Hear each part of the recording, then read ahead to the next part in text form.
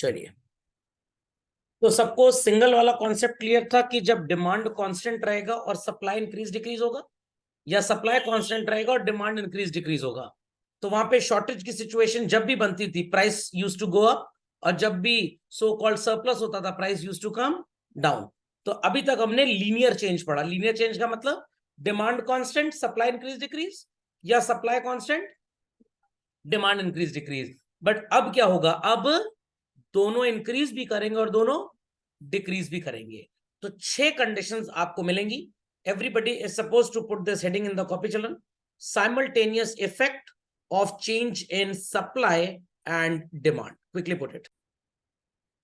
तो please write down the conditions children. 6 conditions हम जिनकी बात कर रहे थे। तो कैटेगरी ए में कंडीशंस हम लिखेंगे for increase in both demand and supply, और कैटेगरी बी में हम लिखेंगे for decrease in both demand and supply. ध्यान से सुनिएगा, इंक्रीज डिक्रीज की कंडीशंस काम कैसे करती हैं, ध्यान दीजिएगा बच्चों, बहुत इंपॉर्टेंट है। व्हेन इंक्रीज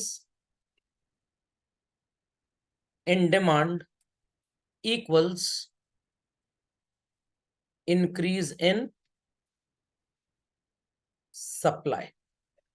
जितनी डिमांड बढ़ेगी बच्चों उतनी ही सप्लाई बढ़ेगी। 10% डिमांड बढ़ी, 10% सप्लाई बढ़ गई। 30% डिमांड बढ़ी, 30% सप्लाई बढ़ गई। क्या कोई शॉर्टेज होगा मार्केट में? नहीं होगा। जितनी डिमांड बढ़ी उतनी सप्लाई बढ़ जा रही है। क्या कोई सरप्लस होगा? नो। तो प्राइस विल बी कांस्टेंट, और children it will change. Price will be constant, price में कोई भी चेंज नहीं आएगा। सबको बात समझ में आ गई बच्चों? Children heard this? Price will remain constant. चले आगे, चलें आगे। Yes, sir. Next is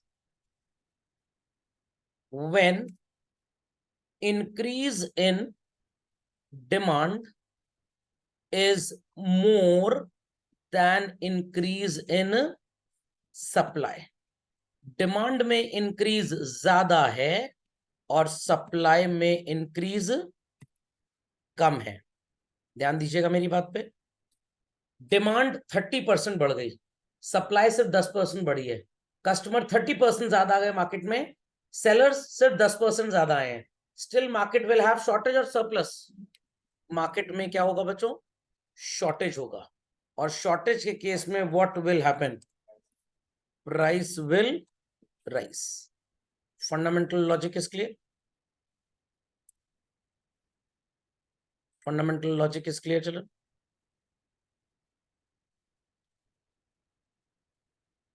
next, 70% sellers market में ज्यादा आ गए, सप्लाई बढ़ गई 70%, डिमांड सिर्फ 20% बढ़ी है। सेलर्स ज्यादा है बाजार में कि बायर ज्यादा है? Sellers. Situation is of what children? Shortage और सरप्लस। क्या है सिचुएशन?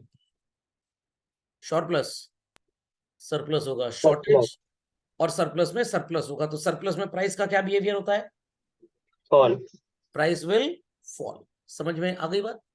Yes. समझ में आ गई बात?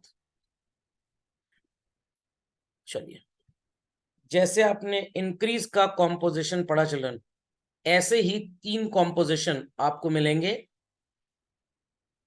डिक्रीज में।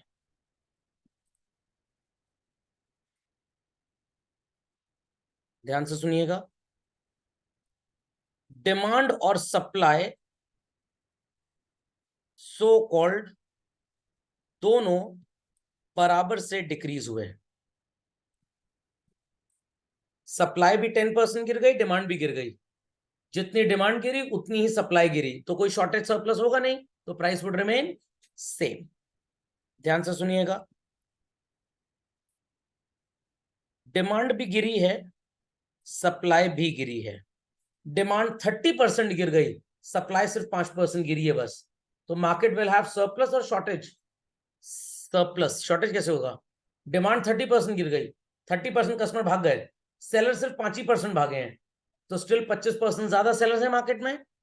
तो चिल्ड्रन यहां पे सिचुएशन सरप्लस की होगी, और सरप्लस में प्राइस के ऊपर क्या इफेक्ट आता है बच्चों? प्राइस फॉल कर जाती है। Decrease in demand 20%, decrease in supply 40%। 20% customer भागे, 40% सेलर्स भाग गए। मार्केट में शॉर्टेज होगा कि सरप्लस होगा? शॉर्टेज। एंड शॉर्टेज में what happens to price children? Price will rise. सबको समझ में आ गया? कॉम्पोजिशन लिख भी लीजिए बच्चों। प्राइस, या इसको एक ही बार लिखें, क्यों बार बार लिखा जाए? I am putting it here children. px dx sx। 100 unit की सप्लाई, 100 यूनिट की डिमांड, 10 रुपए प्राइस। अब डिमांड बढ़ के 100 से 130 और सप्लाई भी 130, कोई भी शॉर्टेज और सरप्लस होगा चलो? No. Price would be still how much? 10 rupee. Demand increase होके 140 हो गई, सप्लाई इंक्रीज होके 110 हो गई। सिचुएशन किस चीज की बन रही है बच्चों? शॉर्टेज। लिखा होगा सबने, थोड़ा ओवरलैप कर रहा है, समझ में आ गया? इंक्रीज इन डिमांड 100 से बढ़ के 140 हो गया, इंक्रीज इन सप्लाई 170 हो गया। सप्लाई में इंक्रीज ज्यादा है और डिमांड में कम, तो children it is the situation of what? Surplus. And what happens in case of surplus? Price गिर जाता है। अब डिक्रीज की बात करेंगे। गिर के दोनों बच्चे 90-90 हो गए, price will still remain ₹10। Demand गिर के 100 से 60 और सप्लाई गिर के 100 से 90, स्टिल मार्केट में क्या है चिल्ड्रन? सरप्लस। सरप्लस में प्राइस पे क्या इफेक्ट आएगा? फॉल कर जाएगी। डिमांड 100 से 90 और सप्लाई 100 से 70, मार्केट हैज शॉर्टेज और सरप्लस चिल्ड्रन, एंड शॉर्टेज में प्राइस क्या होगा? डिक्रीज। मैंने आपको ये जो पूरा कॉम्पोजिशन समझाया children, I have explained this composition from the perspective of demand increase, supply increase, demand decrease and supply decrease. एक पर्सपेक्टिव से इसको और समझेंगे हम। क्या समझेंगे? ध्यान से सुनिएगा। In case of simultaneous change in demand and supply,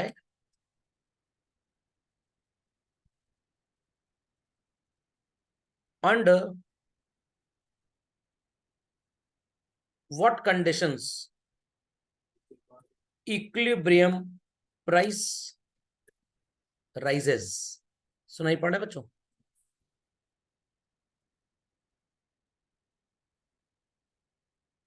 Under what condition equilibrium price remains constant? And third, equilibrium price falls. तो बच्चों यहां पे थोड़ी सी अकल लगानी है। अकल क्या लगानी है? प्राइस राइज कब करेगा? जब मार्केट में शॉर्टेज होगा, और फॉल कब करेगा? जब मार्केट में सरप्लस होगा। Is that understood well? Is that understood well? तो ये वाली कंडीशन और ये वाली कंडीशन यहां पे फिट बैठेगी? फिट बैठेगी। तो मैं कोड वर्ड लिख रहा हूं, ध्यान से सुनिएगा। यहां पे आंसर होगा A1 एंड B1। ये B1 और ये A1। खोपड़े में बात गई चलन, खोपड़े में बात गई। राइस कहां पे कर रही थी प्राइस? एक बार यहां पे और एक बार यहां पे, that is A2 and B3। A2 and B3, correct. और फॉल कहां पे कर रही थी? B2 and A3। तो B2 एंड A3। एग्जाम में क्वेश्चन दोनों तरह से आ सकता है। ये कंडीशन भी लिख के दे देंगे एग्जाम में, और ये वाली भी लिख के दे देंगे, आंसर आपके सेम होंगे। तो अगर लिख के आता है explain with the help of illustrative example under what condition equilibrium price rises in case there is a simultaneous change, तो आप A2 या B3 में से कोई एक एक्सप्लेन कर दीजिए, दोनों नहीं लिखना, दोनों में से कोई एक। Under what conditions the equilibrium price will remain constant when there is simultaneous change in supply and demand? तो आप A1 B1 में से कोई भी एक लिख दीजिए। Under what situation equilibrium price will fall, inverted commas close, explain the phenomena with the help of illustrative example। B2 A3 में आप कोई भी एक एक्सप्लेन कर दीजिएगा। समझ में आई बात कि नहीं? पक्का? तो चलो अपडेट दिस, फिर 6 ग्राफ हम इसके ऊपर बनाएंगे इन 6 कॉम्पोजिशंस को समझने के लिए। Be quick. चलिए, so let's start one by one children, एक एक करके पढ़ना स्टार्ट करते हैं। और हम जो कॉम्पोजिशन मार्क करेंगे वो मार्क करेंगे कैटेगरी ए के कॉम्पोजिशंस। हम इंक्रीज सबका पढ़ेंगे, ठीक है? रेडी? चलिए, तो वेरी क्विकली सबसे पहले आप मेंशन कर लें A1, डिमांड और सो कॉल्ड सप्लाई में बराबर इंक्रीज हुआ है। तो चलन जब बराबर इंक्रीज हुआ है, will there be any shortage और सरप्लस? नो। जब कोई शॉर्टेज और सरप्लस होगा ही नहीं तो price would remain exactly same. तो पहले एक सिजर कर्व बना लें सब लोग, D demand and SS supply, intersecting each other and forming equilibrium at point E where quantity is OQ and price is OP। बहुत ही डिफिकल्ट है ये ग्राफ बनाना, बहुत ही ज्यादा डिफिकल्ट, क्योंकि यू हैव टू शो कि डिमांड और सप्लाई में जो इंक्रीज है वो बराबर है। ग्राफ शीट तो होगी नहीं आपके पास, तो पता लगा आपने ये ऐसे ड्रॉ किया, ये ऐसे ड्रॉ किया। मैं पहले ड्रॉ करके दिखाता हूं, देखिएगा फिर ड्रॉ करिएगा। तो this is called as D1 and D1। सुनाई पड़ा है बच्चों? सुनाई पड़ी बात? अब आपको एक नया सप्लाई कर्व बनाना है बच्चों, नया सप्लाई कर्व। तो सप्लाई कर्व नया आगे की तरफ बनेगा बच्चों, तो it is S1 and S1, यहां पे इंटरसेक्ट हुए। नया इक्विलिब्रियम क्या आ रहा है चिल्ड्रन? E1। E1 पे क्वांटिटी तो बढ़ गई, बट आपको नजर आएगा that price remains same. But आप जो अपनी कॉपी में इसको बनाएंगे ना, ऐसे बनेगा नहीं, क्योंकि मैंने बीच में एक ट्रिक अप्लाई की थी जो शायद आपने ध्यान ही नहीं दी। क्या ट्रिक अप्लाई की थी पता है? आई न्यू दिस कि price has to remain same, तो मैंने ट्रिक क्या अप्लाई की थी, ध्यान से सुनिएगा।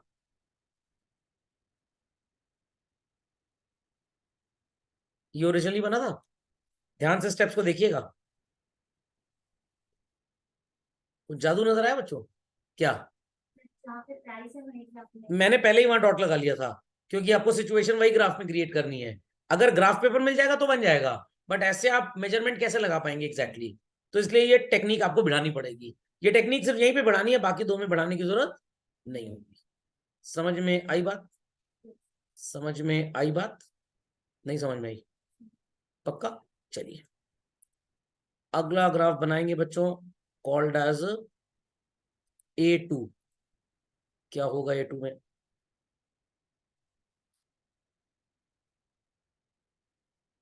A2 में क्या हो रहा है चलो?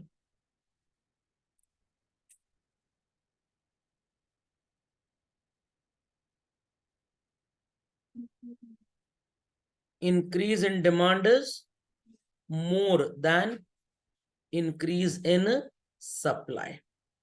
तो D demand curve and SS supply curve intersecting each other at point E, forming equilibrium quantity OQ and equilibrium price OP।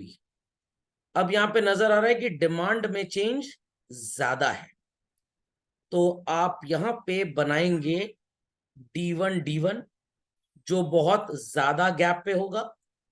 Supply में इंक्रीज कम है चिल्ड्रन, तो S1 जो आप बनाएंगे उसमें गैप कम होगा।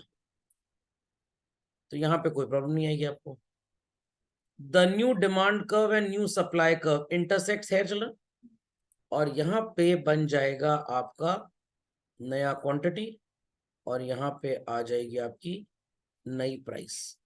तो what you are able to sense up, price is increasing और decreasing children, price is increasing, और यहां लिखा भी था प्राइस विल प्राइस।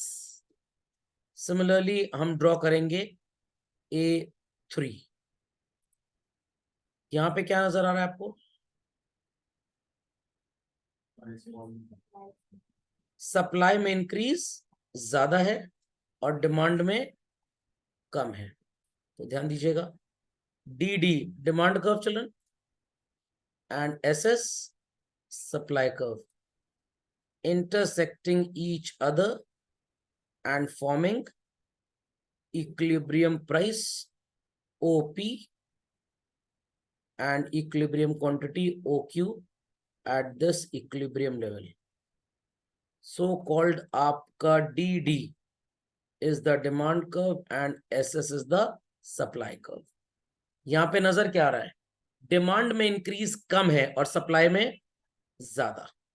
तो जो आप DD बनाएंगे उसमें गैप चिल्ड्रन, सॉरी D1 जो बनाएंगे नॉट DD, गैप कम होगा, और S1 में चिल्ड्रन गैप ज्यादा होगा। तो ये नया सप्लाई कर्व जहां पे इंटरसेक्ट करेगा नए डिमांड कर्व को चिल्ड्रन, क्वांटिटी तो बढ़ गई, क्वांटिटी बढ़ गई, बट प्राइस में आपको क्या इफेक्ट नजर आ रहा है चिल्ड्रन, प्राइस डिक्रीजेस। समझ में आ गई बात, समझ में आ गया कैसे ग्राफ बनना है। तो सबसे प्रॉब्लम इसमें आएगी, तो इसमें पहले ही आप पॉइंट लगा लीजिए। कहावत है ना, जैसे कर्म करेंगे वैसा फल मिलेगा, तो जैसा फल चाहिए वैसा कर्म कर लो।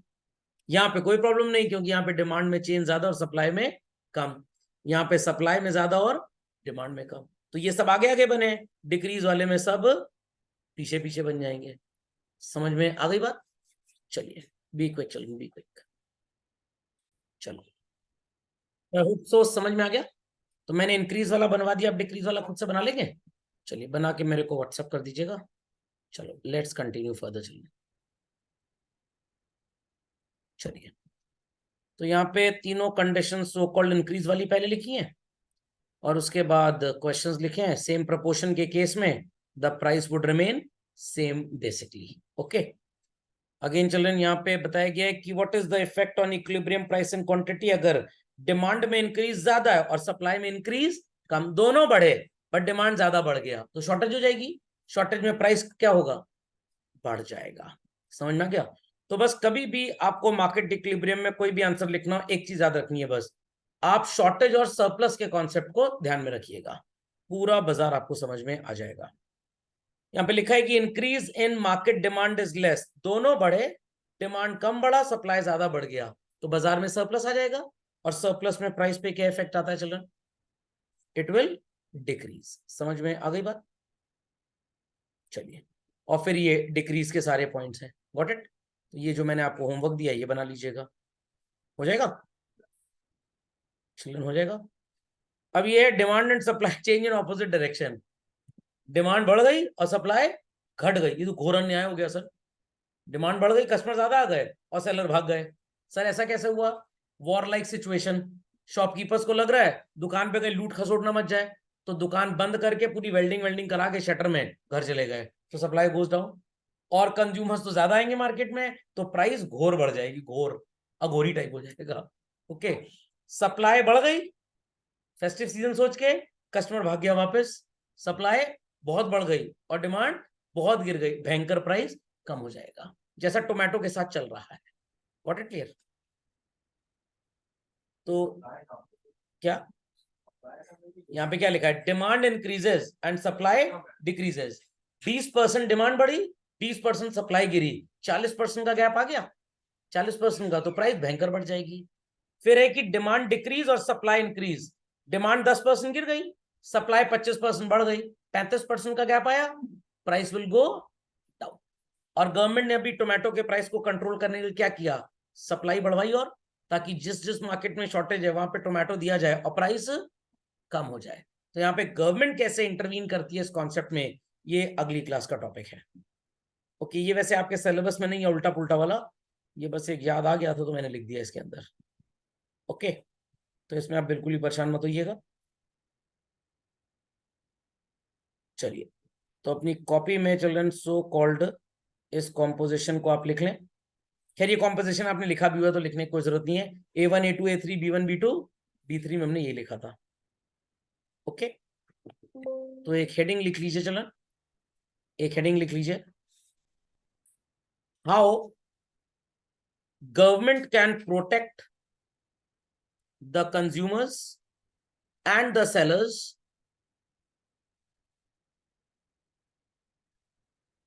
in the real market. I repeat, how government can protect the consumers and the sellers in the real market. लिख दिया, लिख दिया, bracket open, explain with the help of market equilibrium.